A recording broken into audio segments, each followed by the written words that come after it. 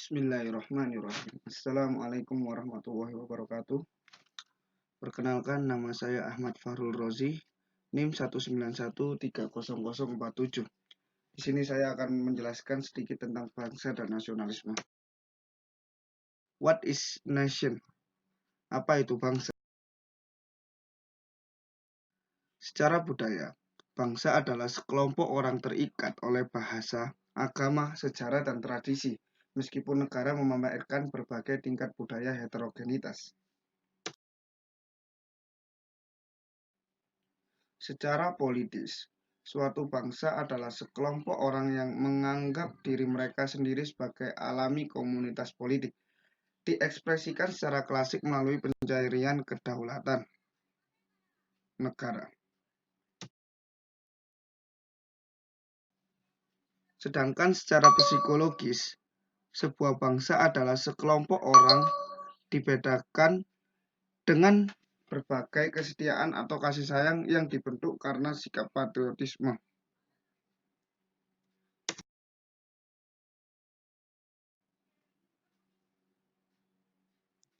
Bangsa sebagai komunitas budaya. Salah satu tokoh bernama Johann Gottfried Herder, seorang penyair, kritikus, dan filsuf Jerman, sering digambarkan sebagai bapak nasionalisme budaya, meskipun dipengaruhi di awal kehidupannya oleh para pemikir seperti Kant, Rousseau, dan Montesquieu. Dia menjadi penentang intelektual terkemuka. Di atas segalanya, dia menekankan pentingnya bahasa, yang dia yakini adalah perwujudan dari tradisi dan ingatan sejarah khas masyarakat. Nasionalisme budaya adalah sebuah bentuk nasionalisme yang menempatkan penekanan utama tentang regenerasi bangsa sebagai peradaban yang berbeda, bukan sebagai diskrit komunitas politik.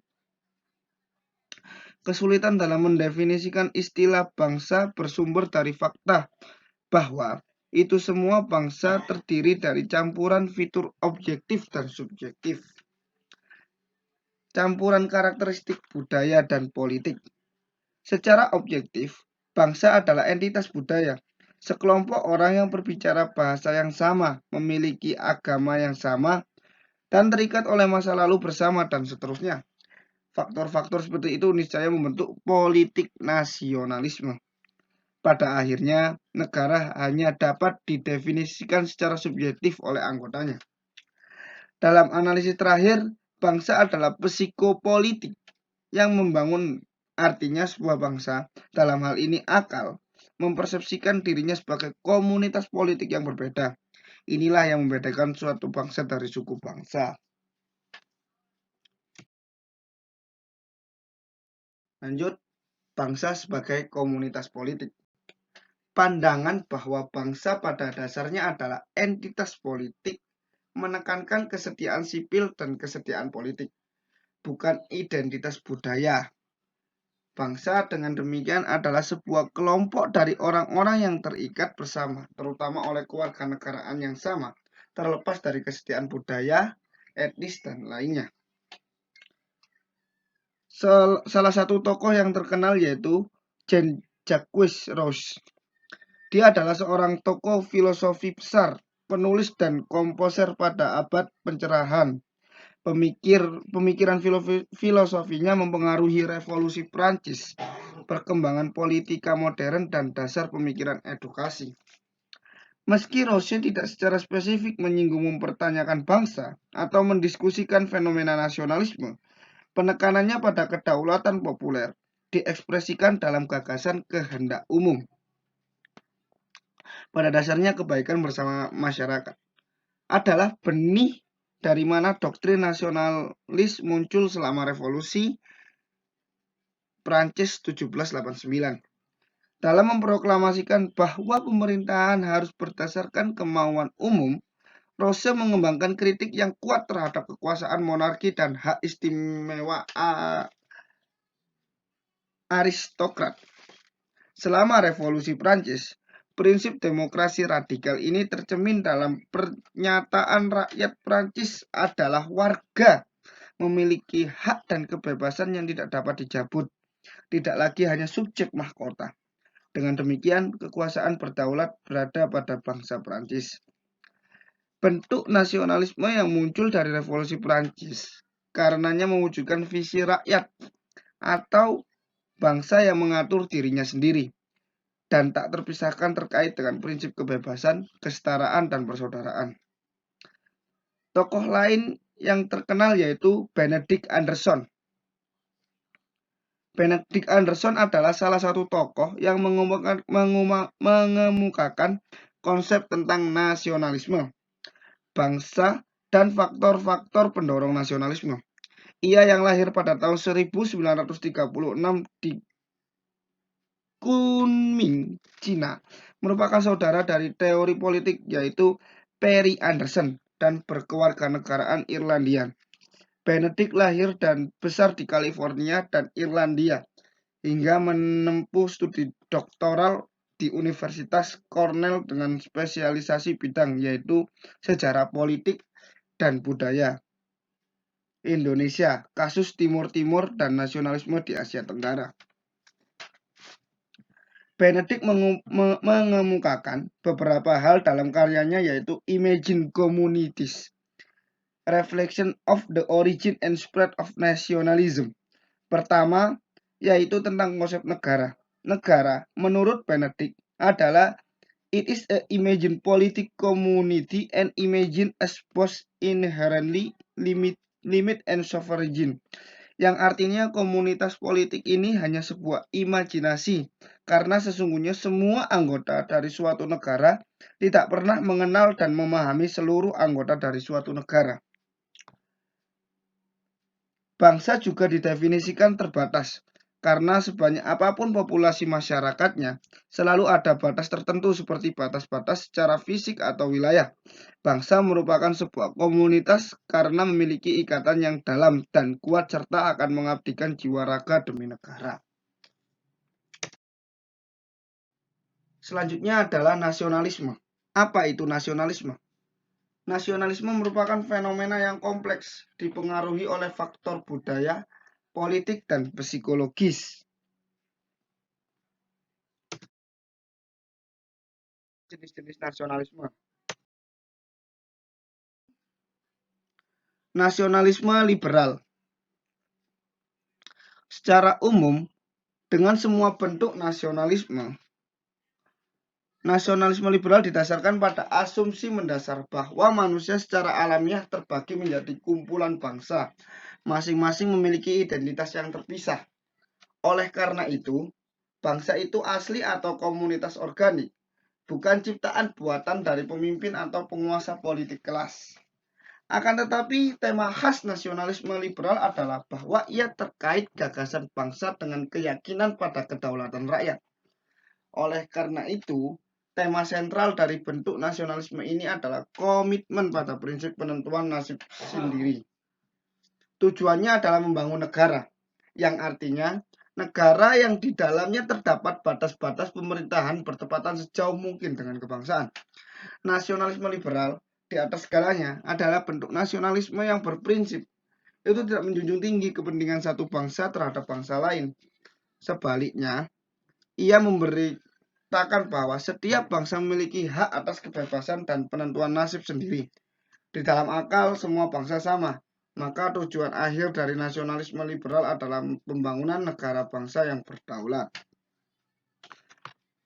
Dalam pandangan ini, nasionalisme dan internasionalisme bukanlah saingan atau prinsip yang eksklusif. Berakar dari pemikiran liberal klasik Eropa yang muncul sejak Revolusi Prancis. Revolusi tersebut menumbuhkan kesadaran tentang perlunya perjuangan untuk memperoleh kemerdekaan nasional, serta proses unifikasi yang mensyaratkan konstitusi untuk membatasi pemerintah. Ini mempengaruhi terbentuknya negara-negara baru di Eropa yang didasari oleh kesamaan etnis, seperti unifikasi Italia oleh Giuseppe Mazzini, serta terbebasnya negara Amerika Latin dari Spanyol.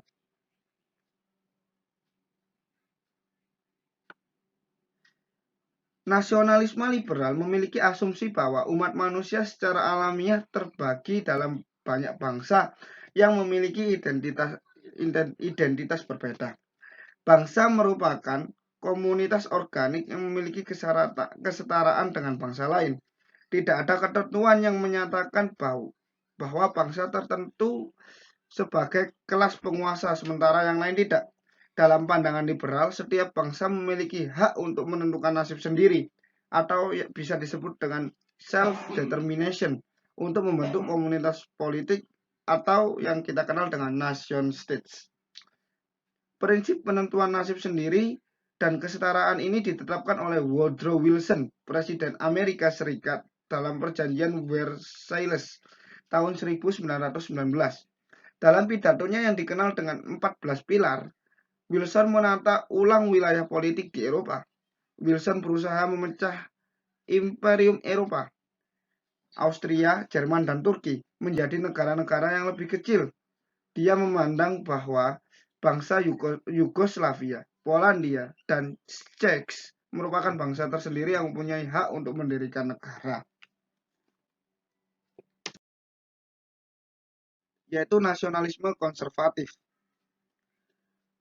Secara historis, nasionalisme konservatif berkembang lebih lambat daripada nasionalisme liberal.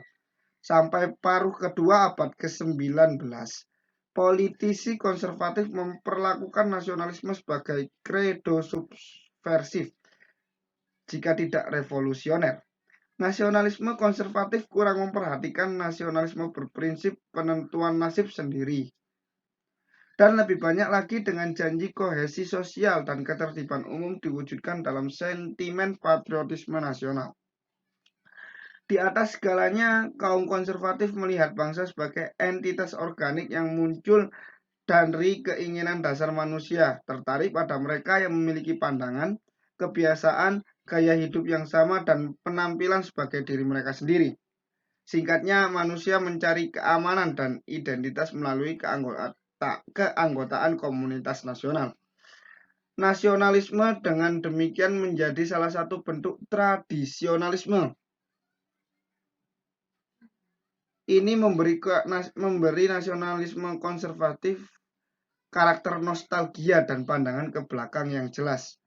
Nasionalisme konservatif cenderung berkembang di negara yang mapan daripada mereka yang sedang dalam proses pembangunan bangsa. Berkembang belakangan setelah nasionalisme liberal, meskipun lebih dulu muncul dibanding liberal. Nasionalisme liberal sebagai subversif dan ancaman. Kecenderungan dari konservatif adalah membentuk imperium yang bersifat monarki dan militeristik, menginginkan sebuah bangsa yang integral atau lebih dikenal dengan pan-nasionalisme. Ini dicontoh oleh Otto von Bismarck, seorang penguasa Prusia yang menginginkan Prusia sebagai pemimpin seluruh wilayah Jerman.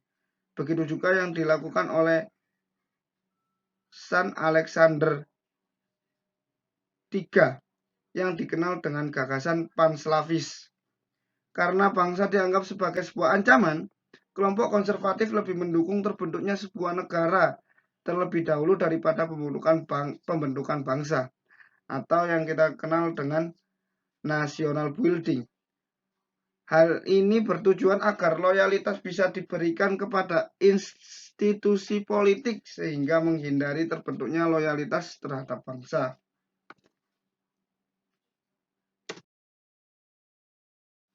Lanjut ke nasional ekspansionis. Ditandai dengan karakternya yang agresif, militeristik, dan ekspansionis, merupakan antitesis terhadap prinsip kesetaraan dan penentuan nasib sendiri dalam nasionalisme liberal. Nasionalisme ini memanfaatkan antusiasme massa sebagai bangsa unggul. Pada abad 19, pandangan ini banyak mempengaruhi negara-negara Eropa yang menganggap mereka sebagai bangsa pilihan yang berhak untuk menguasai Asia dan Afrika. Pandangan mengenai bangsa unggul pertama kali diperkenalkan oleh Nicolas Couffin, prajurit Prancis pada masa Napoleon Bonaparte. Calvin mengajarkan pandangan irasional mengenai superioritas atau dominasi bangsa tertentu atau yang lebih dikenal dengan Calvinism. Calvinism ini dikembangkan oleh Adolf Hitler untuk membentuk teori tentang keunggulan ras Arya, sehingga Jerman kemudian muncul sebagai negara ekspansionis pada masa Perang Dunia II. Ekspansionis memiliki pandangan yang bersifat ultrasionalis, di mana bangsa merupakan segalanya. Individu tidak memiliki arti apa-apa, kecuali jika memberikan loyalitas bagi kejayaan bangsa. Sifat ultrasionalis ini muncul sebagai akibat keterasingan, isolasi, dan ketidakberdayaan. Kondisi ini memaksa mereka untuk berbangga diri dalam artian sempit serta berusaha menjadi lebih unggul dibanding yang lain. Dan yang terakhir adalah nasionalisme anti-kolonial. Nasionalisme anti-kolonial sendiri muncul sebagai reaksi terhadap kolonialisme Eropa di Asia dan Afrika. Benih-benihnya muncul pada awal abad 20 dan baru mendapatkan momentumnya setelah Perang Dunia II. Cina merdeka pada tahun 1949 setelah 8 tahun berjuang melawan pendudukan Jepang. Indonesia mendapat pengakuan pada tahun 1949 setelah 3 tahun perlawanan menolak kehadiran kembali Belanda. Prancis terpaksa hengkang dari Vietnam pada 1954 setelah timbul perlawanan bersenjata. Perlawanan bersenjata yang muncul di Asia Tenggara menginspirasi negara-negara Afrika, sehingga di sana juga muncul gerakan pembebasan. Gerakan ini dipelopori oleh Nkrumah di Ghana, Azikiwe di Nigeria, Julius Nyerere di Tanzania, dan Hastings Banda di Malawi. Gerakan ini semakin kuat di akhir 1950-an dan mulai membuahkan hasil pada dekade 1960-an. Sebenarnya nasionalisme anti-kolonial meniru nasionalisme liberal di mana mereka mengadopsi konsep kesetaraan dan penentuan nasib sendiri. Namun, kebanyakan gerakan pembebasan ini justru lebih banyak mengambil ideologi sosialis, terutama Marxisme dan Leninisme. Karena yang menjadi konsep perjuangan mereka adalah memutus mata rantai subordinatif dengan negara industri Eropa. Mereka ingin membentuk solidaritas kelas negara tertindas untuk menghadapi negara kapasitas. Maksud saya negara kapitalis. Namun sejak dekade 1970-an, Islam mulai mengambil alih ideologi sosialis. Revolusi Iran 1979 merupakan bukti pertama keberhasilan Islam mengambil alih politik. Proses Islamisasi politik juga berlangsung di Pakistan dan Sudan. Sementara di negara Mesir dan Algeria, kelompok Islamis lebih bergerak sebagai gerakan moral. Sekian presentasi dari saya, kurang lebihnya mohon maaf. Wassalamualaikum warahmatullahi wabarakatuh.